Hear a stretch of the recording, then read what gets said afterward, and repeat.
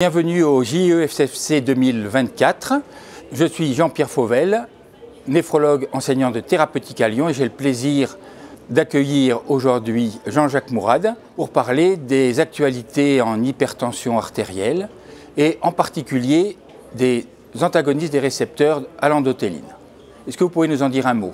Alors, ces antagonistes des récepteurs à l'endothéline émergent grâce à un essai de phase 3 clinique publié l'année dernière comme une opportunité de bloquer une voie extrêmement impliquée dans l'hypertension artérielle et particulièrement dans l'HTA résistante.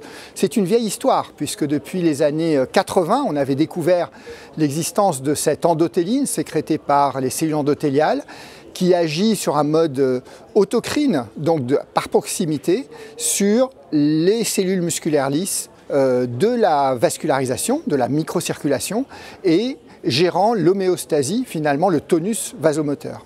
Ils n'avaient pas été développés au début pour l'hypertension artérielle pulmonaire, il y a eu des modifications? Alors au début c'était parti, bille en tête, dans l'hypertension artérielle, l'insuffisance cardiaque. Il y a plein de rationnels physiopathologiques pour aller dans cette voie-là. Et puis, on était dans les années 90, à l'époque où on avait des molécules parfaitement installées, très bien tolérées dans l'hypertension, je pense aux bloqueurs du système rénine-angiotensine, et l'apparition dans les premiers essais des deux effets secondaires classiques de ces molécules, qui sont la rétention hydrosodée et un petit signal de cytolyse hépatique, ont fait plier bagages les industriels qui étaient impliqués, et finalement aller dans des pathologies de niche à l'époque, et en particulier l'hypertension artérielle pulmonaire avec le bosentan.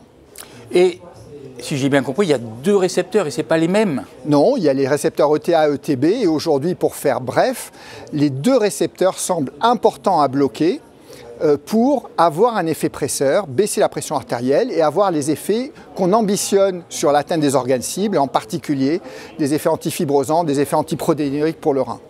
Donc il y a des nouvelles molécules qui arrivent dans l'hypertension artérielle, en particulier résistantes. Et alors quelles ont été les études faites pour cette molécule, cet antagoniste? La toute dernière, l'aprocitantan, a fait l'objet d'un essai de phase 3 à large échelle, dédié aux patients hypertendus résistants, qui sont aujourd'hui la problématique non réglée par les molécules actuelles.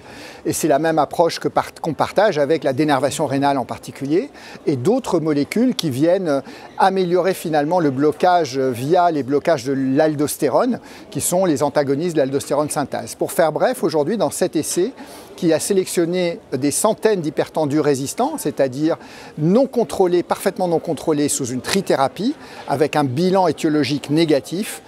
L'apport d'aprocitantan a démontré une baisse significative de la pression artérielle systolique, qui est le paramètre qui nous résiste le plus, avec un effet durable dans le temps, sur presque un an, et qui a particulièrement bien fonctionné sans troubles hydroélectrolytiques chez les patients insuffisants rénaux, qui ont été particulièrement répondeurs à cette approche. Et vous le voyez arriver à quelle échéance Ça va être vraiment dépendre de la priorité de santé publique ressentie par les autorités de régulation. Ces molécules sont efficaces. Il y aura un niveau de tolérance qui est retrouvé. Il y a effectivement un certain degré de rétention hydrosodée périphérique qui se règle généralement en ajustant les posologies de diurétiques par ailleurs. Et la considération du problème hypertension résistante aujourd'hui est un vrai sujet parce qu'il n'existe pas d'AMM dans l'HTA résistante pour les molécules qu'on a. Et cette entité particulière doit être identifiée par les autorités de régulation pour accepter l'arrivée de nouvelles molécules dédiées à ces patients à un coût spécifique, dans des indications spécifiques qui sont aujourd'hui un vrai besoin de santé publique. Merci Jean-Jacques Mourad pour cette mise au point sur ces nouvelles thérapeutiques innovantes dans l'hypertension artérielle, donc en particulier résistantes. Merci à vous.